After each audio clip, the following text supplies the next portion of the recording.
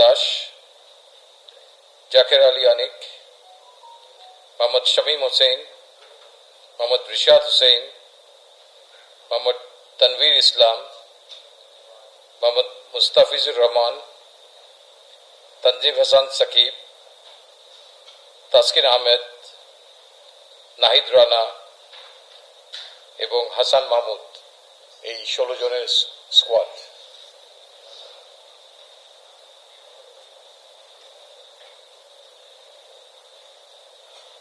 আপনাদের তরফ থেকে কোনো প্রশ্ন থাকলে নিতে পারি।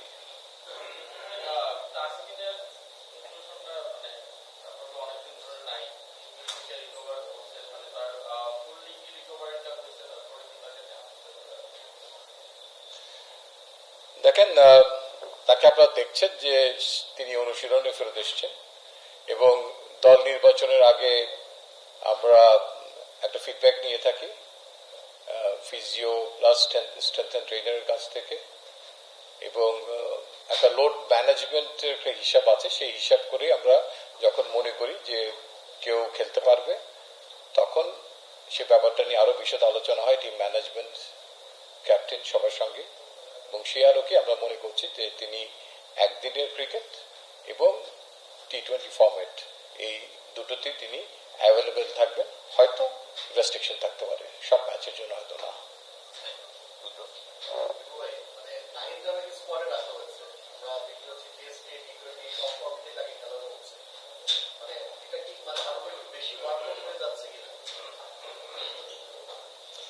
টি-20 দল এখনো ঘোষণা করা হয়নি, আমরা হয়তো এর আগে দেখেছেন হয়তো তাকে।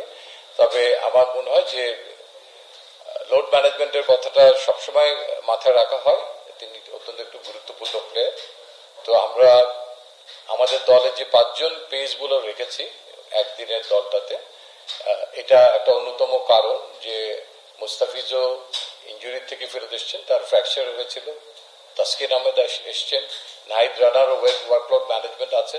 তো সেই কারণেই যাতে আমাদের কম্বিনেশনটা বেছে নিতে কোনো অসুবিধা না হয়, সেই দিকটাও নজর রাখা হয়েছে যাতে পেস বোলিং অ্যাটাকে কোনো ঘাটতি না হয়।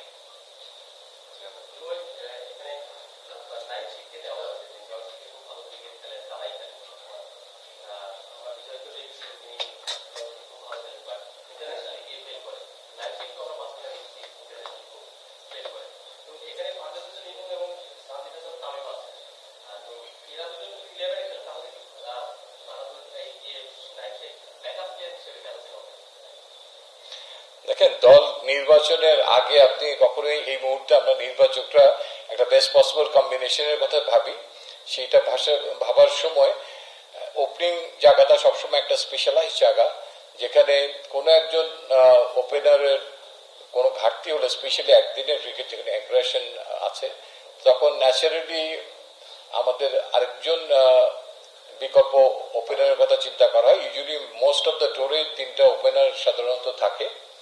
তো সেই আলোকে আমাদের তখন চিন্তা করতে হচ্ছে যে এই মুহূর্তে আমাদের তৃতীয় ওপেনার হিসাবে সবচেয়ে ভালো এবং কে অ্যাভেলেবেল আছে, এবং সেই আলোকেই নাইম শেখ এসছেন টিমে। 2015 সাল থেকে আছেন। তো অতি সম্প্রতি যদি আপনি দেখেন, সে একটু ডিটেলই বলি, প্রায় লাস্ট 12-14 মাস থেকে তিনি আনফর্চুনেটলি 3টা ইঞ্জুরিতে ভুগেছেন। একটা তারা জানেন শ্রীলঙ্কার এগেনস্টে যখন আমরা খেলছিলাম চিটাগংয়ে একদিনের ম্যাচ, তো সেখানে তার এসিএল ইঞ্জুরিটা হয় এবং মাথায় একটু ব্যথা পান। তো এসিএলটাই মেজর ইঞ্জুরি ছিল হাঁটুতে, সেখান থেকে রিকভার করে ফেরত আসেন। তারপরে ওয়েস্ট ইন্ডিজ আনফর্চুনেটলি তার আরেকটা বড় ইঞ্জুরি হয় আঙ্গুলে, সেখানে অনেকগুলো স্টিচ পরে, অনেকদিন বাইরে ছিলেন।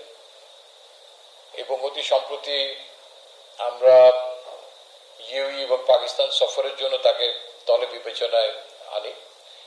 যখন এখানে বিবেচনায় আনা হয়, তখন তার ছোট্ট একটা ব্যাক স্প্যাজম ছিল, যেটা ফিজিও অ্যান্ড প্লেয়ারের understanding A it should have recovered within a couple of days. He should have been available against UAE even.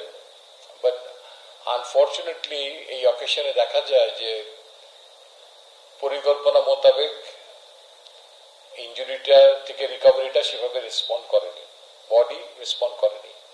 তো সেই আলোকে ওই সিরিজের কোনো ম্যাচই তিনি খেলতে পারেন না এবং পরবর্তী পর্যায়ে পাকিস্তান সফরের জন্য তাকে দলে রাখতে পারা যায়নি, বিকজ আমাদের ফিজিওর পরামর্শ মোতাবেক তার হিলাপের জন্য আরো যথেষ্ট সময় দরকার। তিনি এখন সুস্থ আছেন, প্র্যাকটিস করছেন। তিনি আমাদের একমাত্রই বলা যায় যে টপ 5-6 এর একজন, যিনি নাকি বলও করতে পারেন। তো আমরা চাই যে তাকে পূর্ণ সুস্থ রূপে, এখনো হয়তো সুস্থ আছেন, but we can't take any chance anymore, unfortunately. It's very important series আমাদের জন্য, and at the same time তিনি ইঞ্জুরিগুলোর কারণে হয়তো অনেকগুলো ম্যাচ খেলতে পারেননি। খেলতে পারলে সেই শ্রীলঙ্কা কিংবা ওয়েস্ট ইন্ডিজের পরে হয়তো তিনি তার পারফরমেন্স দিয়ে নিজেকে উজ্জীবিত করতে পারতেন, বাট বাই দিস টাইম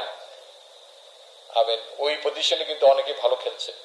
এবং বিকল্প আজকে যে নাইম শেখ আসলেন, তিনিও কিন্তু তার যে খেলার ইন্টেন্সিটিটা, আমাদের টপ যে দুজন ওপেনার ব্যাটিং করছেন সেই একই ইন্টেন্সিটিতে ব্যাট করার মতো সক্ষমতা একটা নজির রেখেছেন কিন্তু ঢাকার ক্রিকেটে। তিনি তাকে কিছুটা বদলেছেন, আমার মনে হয় আপনারাও ফলো করেন, আপনারা সেই জিনিসটা দেখছেন। সো দ্যাট আমাদের এখন ওপেনিং এ 3 জন দাঁড়ালো যারা নাকি একই ইন্টেন্সিটিতে ব্যাট করার মতো capable. At the same time আমরা আমাদের কাছে সৌম্য সরকার অত্যন্ত গুরুত্বপূর্ণ একজন খেলোয়াড়, বিকজ 10 বছর ইন্টারন্যাশনাল ক্রিকেট খেলার তার এক্সপিরিয়েন্স আছে। আমার বিশ্বাস যে সাম্প্রতিক ক্রিকেটের যে দাবি তার সঙ্গে তিনি খাপ খাইয়ে নিজেকে প্রস্তুত রাখবেন এবং আমরাও বড় ক্যানভাসে তাকে সার্বিক সহযোগিতা করার জন্য সবকিছু আমরা অফার করব এবং তিনি আমাদের মনে আছেন। বাট তাকে একই ইন্টেন্সিটিতে একইভাবে নিজেকে তার অভিজ্ঞতার আলোকে আরেক স্টেপ এগিয়ে নিয়ে আসতে হবে। অ্যান্ড সোহানের ব্যাপারটা তিনি আমাদের বিবেচনা আছেন, বাট একই টিমে আমরা মাল্টিপল উইকেট কিপার তো নিতে পারবো না এই পজিশনে, বিকজ লাস্ট সিরিজে লিটন দাস ছিলেন না। তারা জানেন যে ওই সময় একটু খারাপ প্যাচের মধ্যে উনি ছিলেন, একটা সময় ইজ এ বেস্ট হিলার সেই কারণে, এবং তিনি টি-20 ক্যাপ্টেন হয়েছেন। সো দ্যাট পরবর্তী টি-20 বিশ্বকাপ পর্যন্ত তিনি দলে আছেন ধরে নেওয়া যায়। সো দ্যাট কাউকে ভালো ফর্মে পিছে অধিক সময় ব্যয় করার জন্য আমরা নির্বাচক মন্ডলী মনে করি যে ওয়ানডে ক্রিকেট খুব আদর্শ একটা সময়। তিনি যদি সেই জায়গাটায় দীর্ঘ সময় খেলতে পারেন, সেই পারফরমেন্সটা তিনি তার জন্য সুবিধা হবে ক্যারি আউট করার জন্য টি-20তেও। সো সেই আলোকে এই মুহূর্তে আমাদের সামনে আছেন লিটন। নুরুল হাসান সোহান আমাদের মাথায় অবশ্যই আছেন, তিনি অত্যন্ত কার্যকর একজন খেলোয়াড়, স্পেশালি 6-7-এ আমার মনে হয়। তো তাকেও আমরা আগামীতে দেখতে পাবো বলে আশা করি। এবং আমাদের কোন একটা প্লেয়ারকে দেখার জন্য এই সামনে এশিয়া কাপের আগে এই শ্রীলঙ্কা সিরিজ, দেন পাকিস্তানের সঙ্গে আমরা দেশের মাটিতে ম্যাচ খেলবো, তারপরে ভারতের সঙ্গে খেলবো। সো দ্যাট আমরা চেষ্টা করবো এর মধ্যে যাকে যাকে দেখায় সেই জিনিসটা দেখে নেওয়ার জন্য। And at the same time শনের ব্যাপারটা আমি একটু অ্যাড করে রাখতে চাই যে তার জন্য কিন্তু একটা অপরচুনিটি আছে, আর একটা ইন্টারন্যাশনাল ক্রিকেট না হলেও একটা বড় ইন্টারন্যাশনাল টুর্নামেন্টে তিনি খেলতে পারবেন। সো দ্যাট সাইমালটেনিয়াসলি আমাদের এখান থেকে যারা হয়তো এই শ্রীলঙ্কা সফরে যেতে পারছেন না, তাদের একটা বড় অংশই কিন্তু সেখানে একই মাপের না হলেও কাছাকাছি মানের একটা হোয়াইট বল ক্রিকেটের মধ্যে তারা থাকবেন, যেটা আমাদেরকে সবাইকে একটা বড় অপরচুনিটি দিচ্ছে আমাদেরকে অবজার্ভ করার জন্য, এবং যে প্লেয়ারগুলো হয়তো এই সিরিজে থাকছেন না তাদের জন্য একটা বড় অপরচুনিটির দরজা সেখানে খুলে গেছে।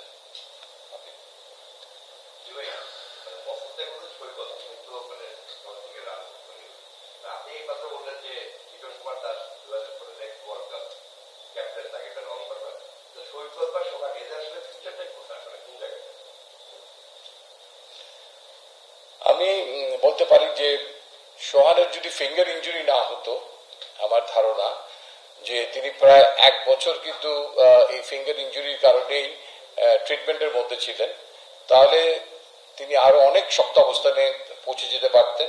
হয়তো আমরা ইন্টারন্যাশনাল ক্রিকেটে হয়তো তাকে দেখতে পেতাম। বাট অ্যাট দ্য মোমেন্ট আমার মনে হয় তিনি তার এক্সপিরিয়েন্স এবং ফর্মের তুঙ্গে আছেন, এবং আই হোপ নিয়ার ফিউচার তাকে হয়তো আমরা শুধু কাউকে শুধু দলে নিতে চাই না, কিছু কিছু ক্ষেত্রে আমরা চাই যে তারা যেন 11 জনে খেলতে পারেন। আমাদের দলটা নেওয়ার পরে তো আমাদের কাজটা একটা শেষ হয়ে যায়, তারপরে মূল কাজটা আসে ম্যানেজমেন্ট এবং ক্যাপ্টেনের।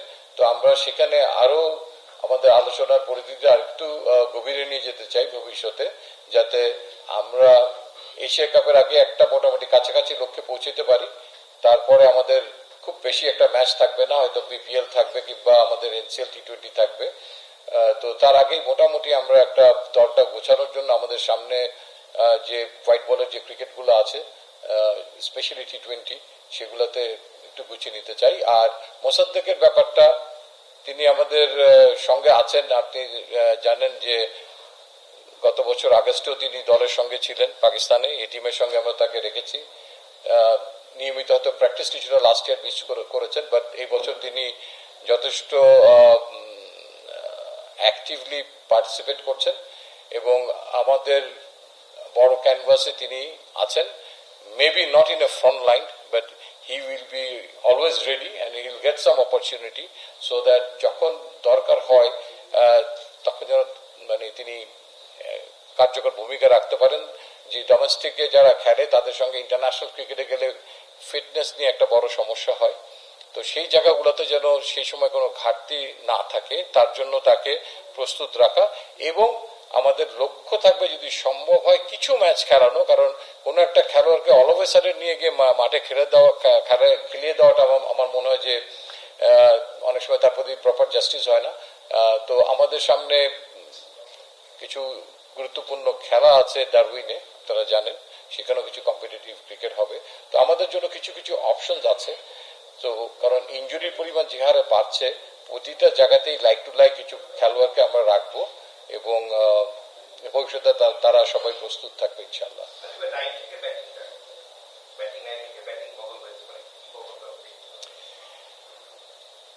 এখন যে জিনিসটা আমরা সবাই লক্ষ্য করছি এবং আমরা দলের মধ্যে যেটা চাচ্ছি সেটা হচ্ছে যে হাইয়ার স্ট্রাইক রেটের জন্য একটা ভালো ইন্টেন্সিটিতে ব্যাট করার জন্য। সেখানে আপনি দেখেন যে একে অন্যকে কমপ্লিমেন্ট করছে এখানে তামিম অ্যান্ড পারভেজ ইমন।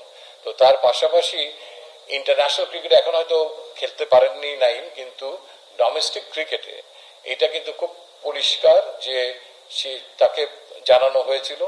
তো সেই আলোকে তিনি যথেষ্ট অনুশীলন করেছেন, প্রস্তুতি নিয়েছেন ইতিপূর্বে এবং আমরা দেখতে পাচ্ছি যে তিনি অনেক হাইয়ার ইন্টেন্সিটিতে ব্যাট করছেন। এখন ডোমেস্টিকের যে বোলিং অ্যাটাক হয় তার সঙ্গে ইন্টারন্যাশনাল বোলিং অ্যাটাকের ফারাক আছে। তো সেটা তার জন্য একটা ছোটখাটো একটা চ্যালেঞ্জ আমি বলবো, যে তার অপরচুনিটি যখন আসবেন তিনি সেটাকে মানে সেভাবে নিজেকে উজাড় করে দিবেন, সো দ্যাট সবাই যেন অবজার্ভ করতে পারে যে অ্যাটলিস্ট দলের চাহিদা মোতাবেক আমরা শুরুতে যে ইন্টেন্সিটিতে ব্যাট করতে চাচ্ছি, আমাদের দলের শুরুটা পাওয়ার প্লের একটা ইস্যু আছে, সেটাকে যেন অ্যাড্রেস করতে পারে।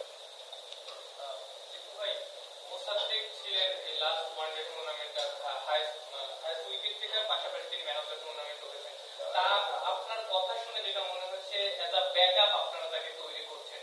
সো একজন টপ ক্রিকেটার আপনার দেশের সর্বোচ্চ ঘরোয়া টুর্নামেন্টে তিনি যখন হাইস্ট উইকেট টেকার হন, পাশাপাশি ম্যান অফ দ্য টুর্নামেন্ট হন, পারফর্ম করেন, তারপরে তিনি যদি সুযোগ না পান, এরকম অনেক ক্রিকেটারের সঙ্গে এটা ঘটেছে। আমি যদি রাকিবুল হাসানের কথা বলি, তিনি হাইস্ট উইকেট টেকার, 5 বছর ধরে তাকে শুধু এইচপি তে ক্যারি করা হচ্ছে, তো তার পারফরমেন্সেরও মূল্যায়নটা হচ্ছে না। যারা এই ধরনের পারফর্মার নিয়মিত পারফর্ম করে, তারা যখন টানার সুযোগ না পান, এটা আসলে কতখানি তাদের জন্য কষ্টকর। দ্বিতীয়ত এই ঘরোয়া ক্রিকেটের পারফরমেন্সটা আসলে মূল্যায়ন হচ্ছে না, এটার একটা প্রমাণ কিনা? আপনার কথার সরাসরি উত্তর দিতে চাই। আপনি আপনার সাংবাদিকতার আলোকে মনে করছেন যে মোসাদ্দেক হোসেন এই মুহূর্তে জাতীয় দলে খেলা উচিত। আমি ঠিক সেই জিনিসটা মনে করছি না, পরিষ্কারভাবে বলতে চাচ্ছি। কারণ যতক্ষণ মেহেদী হাসান মিরাজ আছে, মোসাদ্দেকের কোনো সুযোগ নেই। খুব কোনো জিনিস খুব স্পষ্টভাবে হওয়া উচিত। জাস্ট আপনারা বুঝে অনেক সময় না বোঝার ভান করে কথা বলেন, অনেক সময় দ্যাটস রিয়েলি হার্টিং। তো এখানে আমি খুব পরিষ্কার করেই বলেছি যে ইয়েস, তিনি আমাদের সঙ্গে থাকবেন। এই মুহূর্তে হয়তো কেউ ব্যাকআপ হিসেবে আছে, বাট তিনি যদি অপরচুনিটি পান তিনি সামনে চলে আসতে পারেন, সেটার জন্য তো দরজা খোলাই আছে। But somebody has to prove. হ্যাঁ, আপনি মনে করেছেন নিউজিল্যান্ডের সঙ্গে তাকে খেলিয়েছি, আমরা দেখছি। আমার মনে হয় যে কোনো কিছু ঘটে যাওয়ার আগেই অনেক সময় যেমন আপনারা বলেন যে এই খেলোয়াড়টাকে এক ম্যাচ খেলিয়ে বিদায় করে দেওয়া উচিত না। দেখেন আমরা কি করি, তারপরে you have plenty of time to say. You are making your statement without having any confidence sometime on us, that is really hurting. এই ক্রিকেট নেশন যারা এগিয়ে যাচ্ছে তাদের সবকিছুতে এগোতে হবে, সমালোচনা অবশ্যই করতে হবে, কাউকে ছাড় দিয়ে দেওয়া উচিত না। বাট আমার কাছে কিছু কিছু মনে হয় যে আগাম অনেকেই, সবাই না, অনেকেই বলে ফেলেন। আর আপনার সেকেন্ড আরেকটা প্রশ্ন ছিল কি, Rakibul is very important, he has age with him, তার সঙ্গে অনেক সম্ভাবনা পড়ে আছে, তাকে আমরা কোনোভাবেই অবহেলা করছি না। যদি গত 1 বছর আপনি দেখেন কোথায় কোথায় তিনি খেলেছেন, তার প্রস্তুতিটা যেন অনেক ভালো হয়, তিনি যেন অনেক স্ট্রং একটা বেস নিয়ে জাতীয় দলে আসতে পারেন, আমরা সেটাই চাচ্ছি। এবং এইচপিতে এই বছরটা তাকে ক্যারি করার যে কারণটা, সেটা হচ্ছে আমার মনে হয় যে বাংলাদেশের ইতিহাসে স্মরণকালে এত ভালো কোচিং স্টাফ নিয়ে কখনো এইচপি ট্রেনিং করেনি। স্পেশালি বোলিং কোচটা, স্পিনিং কোচ আমি বলবো যে এবার অনেক শক্ত ভালো আশাদ খান আছেন পাকিস্তানের, এবং রাকিবুল তার অভিপ্রায় ব্যক্ত করেছেন যে তিনি তার সঙ্গে কাজ করে মনে করছেন যে তার স্কিলের অনেক ইমপ্রুভমেন্ট তিনি দেখছেন, এবং তার সঙ্গে আরো কিছুদিন থাকতে পারলে সেটা আরো তিনি ঝালাই করে নিতে পারবেন। সেই অনুরোধের পরিপ্রেক্ষিতে তাকে এইচপিতে রাখা হয়েছে। এবং আপনারা সবাই জানেন যে তানভীর অ্যান্ড নাসুমের পরে পাশাপাশি রাকিবুলই একমাত্র আরেকজন স্পিনার যিনি নাকি সবারই দৃষ্টি আকর্ষণ করছেন cricket ফরওয়ার্ডদের। Last 2 questions. Razak is also here. I can ask some questions to Razak as well.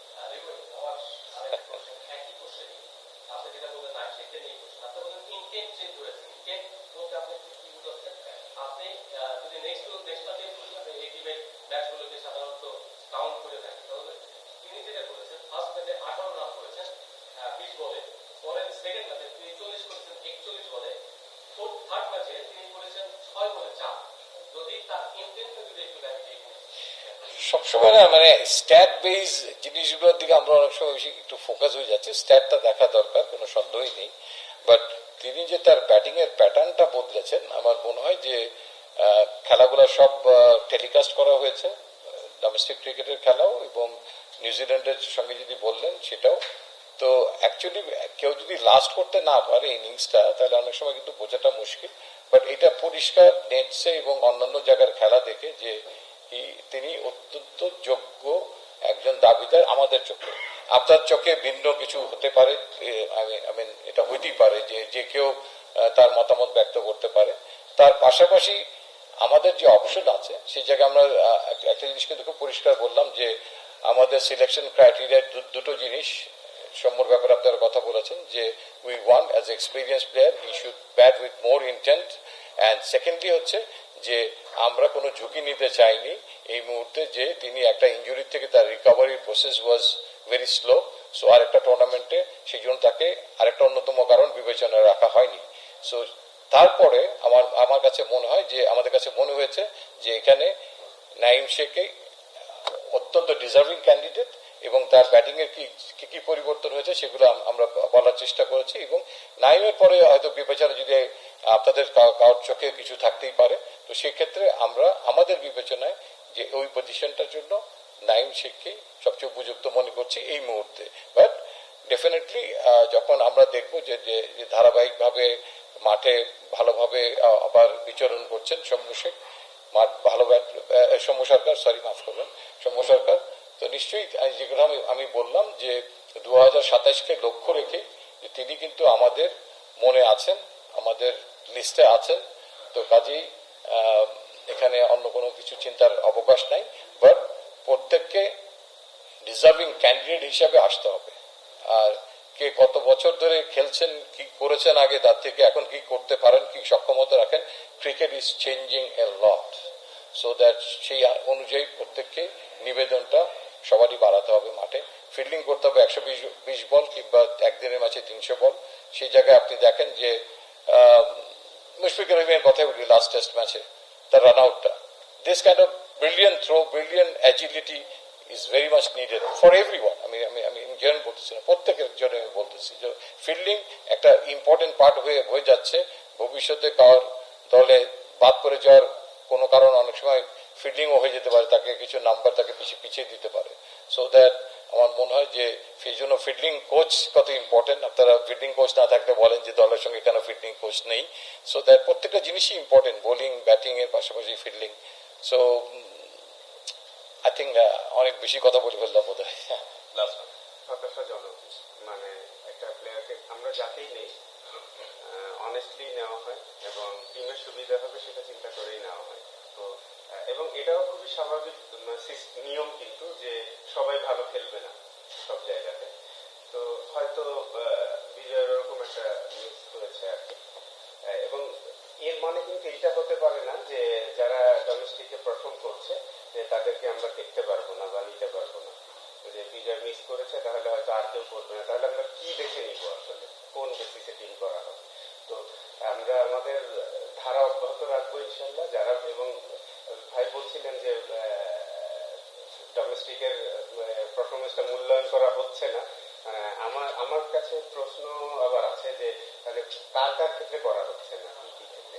না আমি আপনার আগে ওই ভাই বলেছিলেন তো এই কথাটা না বললে ভালো হতো, বিকজ যারা পারফর্ম করেছে বা করছে তারা সবাই কিন্তু আছে আমাদের সিস্টেমের মধ্যে কোনো না কোনো ভাবে। তো নাইম শেখ ঠিক ওই কারণেই কিন্তু এসছে। এবং আমাদের কিন্তু আমরা বলি পার্থক্য আছে। আমার মনে হয় না পৃথিবীর কোনো ডোমেস্টিক ক্রিকেট ইন্টারন্যাশনাল সমমানের, আমি মনে করি না, হয়তো কম বেশি থাকে। তো আমাদেরটা কিছুটা হতে পারে, সেটা কিন্তু সবাইকে অ্যাডজাস্ট করতে হয়। সবচেয়ে বড় ব্যাপার হচ্ছে ইন্টারন্যাশনাল লেভেলে খেলতে হলে সবাইকে অ্যাডজাস্ট করতে হয়। তো ওই অ্যাডজাস্টমেন্টটা যে যত ভালো করে ক্যালিবারের উপর ডিপেন্ড করে। আমি মানে এটা আই মাস্ট সে দ্যাট যে ক্যালিবারটা ভেরি ভেরি ইম্পর্টেন্ট, যে আপনি কিভাবে রিয়াক্ট করছেন ওই লেভেলে গিয়ে আপনাকে টেনে নিয়ে যেতে। আর যদি আপনি চিন্তা করেন যে আমি এই লেভেলে খেলেছি ও তার মানে একইভাবে আমি খেলতে পারবো ইন্টারন্যাশনাল লেভেলে, এটা আসলে আমার মনে হয় ভুল। মানে এটা আমি বললাম অ্যাজ এ প্লেয়ার, আমি এটা প্রমাণ পেয়েছি যে আমি একইভাবে যদি যাই তাহলে আসলে ফেল করার চান্স বেশি থাকে। তো ওখানে গিয়ে অ্যাডজাস্ট করা লাগে। তো আমি শিওর যে অন্যান্য যেসব প্লেয়াররা আছে সবাই আসলে চেষ্টা করবে এবং আমরাও চেষ্টা করবো যে যারা পারফর্ম করবে তাদেরকে সিস্টেমের মধ্যে রাখার। আর আরেকটা কথা না বললেই না, রকিবুলের কথা যেটা বললেন, Rakibul Hasan very important player আমাদের জন্য। আর এটাও তো ঠিক না যে এক বছর হায়ার উইকেট টেকার হয়েছে সাথে সাথে ন্যাশনাল টিমে নিয়ে আসা, এটাও কিন্তু একটু আমার কাছে মনে হয় যে না হাইয়েস্ট উইকেট টেকার হয়নি এই বছরও। মানে 5 জনের মধ্যে এই বছর ছিল। আর লাস্টের 2-1 বছর ও ভালো করে 6-7-এর মধ্যে থাকে সবসময়, এটা ঠিক। তো আমরা চাই যে ও যেন আরো ভালো হয়ে ন্যাশনাল টিমে আসে, সো দ্যাট ও লং টাইম খেলতে পারে। যেমন এরকম যে আজকে ভালো করছে কালকে নিয়ে আসলাম বাদ হয়ে গেল, এটা যেন না হয় আর কি সব ইয়াং প্লেয়ারের ক্ষেত্রে। এই আর কি।